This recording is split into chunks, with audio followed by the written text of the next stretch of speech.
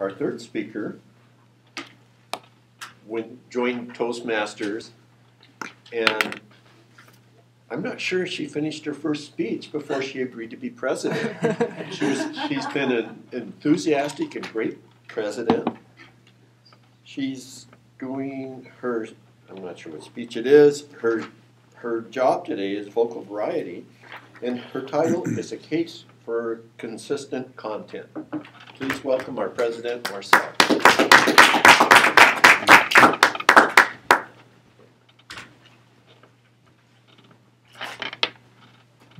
Oh. Ooh. Whoa. Wow. Oh, sorry, I didn't see you there. If you guys haven't noticed yet, we live in a stream economy, or what you might call an attention economy. And not all attention gets seen. It's a fallacy to believe that just because you create one piece of content, somebody's going to actually do something about it. I want to share with you today part of my passion and excitement for social media. And just as Liz shares, we should have a more silly world. We should be more playful. That's exactly right. We should play. Our businesses, our organizations, the things we're passionate about, our teams. Here at Toastmasters, let's have some more fun. I totally agree with that, and I love that. And social media is exactly the place for that, if you can catch their attention. And as you saw me before, you kind of heard the thoughts in my head, and I literally stream through my phone, whether it's email or Pinterest or Instagram, and I'm consumed by the content. And you may see somebody you know, or you yourself gets caught up on your phone just scrolling through this content. I wouldn't be surprised because there's over 250 million photos uploaded every day online, and over 700,000 status updates every minute. Whoa, that's a lot of data. That's a lot of, people have something to say.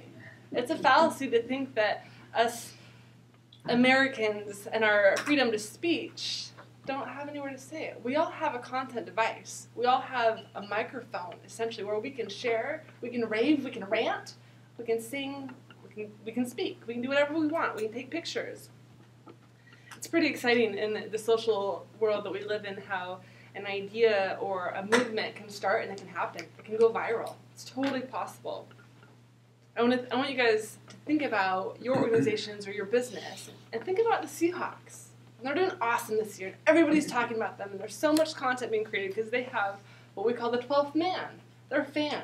We all have a voice. We get excited. We share. We talk about it. We're following the coaches on Facebook. We follow the players. We get excited. And I mean, I heard through Facebook the other day, my friend walking through a street in New York City overheard the bellman talking to the taxi guy about how Seattle, the boom is coming, or something exciting. And I was like, wow! I mean, the content moves fast, right? And I heard that, and I wasn't even there. But our status updates become part of our story of our lives. And so think about your organization. Here at Toastmasters even, we're all Toastmasters. We're all enthusiasts or cheerleaders or potential salespeople for this organization. Now, are we sharing what we learned about today? Are we asking our Facebook community what the table topics questions were? Are we sharing our excitement for so-and-so's speech or the fact that one of our Toastmasters just won an award for his short film? How exciting is that? Now, if we just keep our ideas to ourselves, what good are they? Right? In a content economy, we have to have content. And one of my favorite client projects I worked on, it was kind of like a grand slam, and I've mentioned this before, but you can't have a grand slam with one piece of content. Like, if the ball is the content, and you have one poster, one flyer, one email, one piece of content, how are you going to have a grand slam? How is that going to be seen by hundreds and thousands of people? It's not, unless it's like the best piece of content ever. But if you think about a marketing campaign or storytelling, you have to have more than one piece of content. And so I think with Toastmasters, I would love if all Toastmaster clubs around the nation actually took their word of the day, took a picture of it, or created a status update, or a meme, if you will, a picture with text on it, and actually shared that. Because then I could actually look through my news feed and be like, oh, cool word, I'm going to try that word. Right? We could actually share what's valuable. Our language, it's very valuable. And a lot of people look at social media and like, oh, that's just where people upload pictures of their lunch. And you're right. And you know what? Martha Stewart got called out the other day. Let me read this quote to you. Domestic goddess Martha Stewart is grossing people out on Twitter with her ugly-looking food. And you know what I thought? I thought, you know, I should give her some advice because I love taking pictures of food and making them look pretty. And I just thought it was funny that some random person like me, some social media person, basically just called Martha Stewart out and was like, domestic goddess. I thought it was hilarious. And so with this, you think of content, and we're creating content every day, or we're not, and we're going to start, but you don't have to be the content creator, right? You may have produced the movie, or the song, or the book, but every person you know is a content creator. They all have an opinion, a belief, a review, a picture.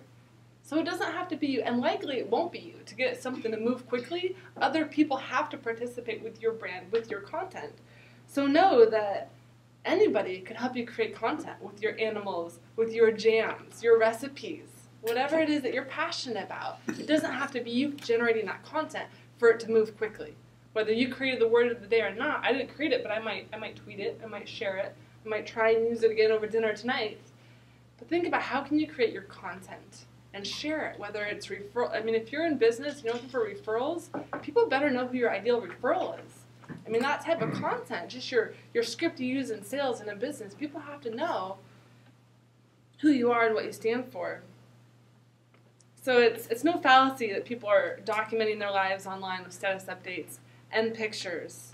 And I want to encourage you, as you create content, always remember that stories unite people and theories divide people.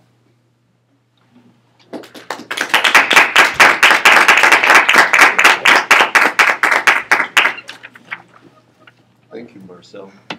After hearing a number of her speeches, I think I'm able to follow the technology at least part of the way through, although I've never Twittered or tweeted.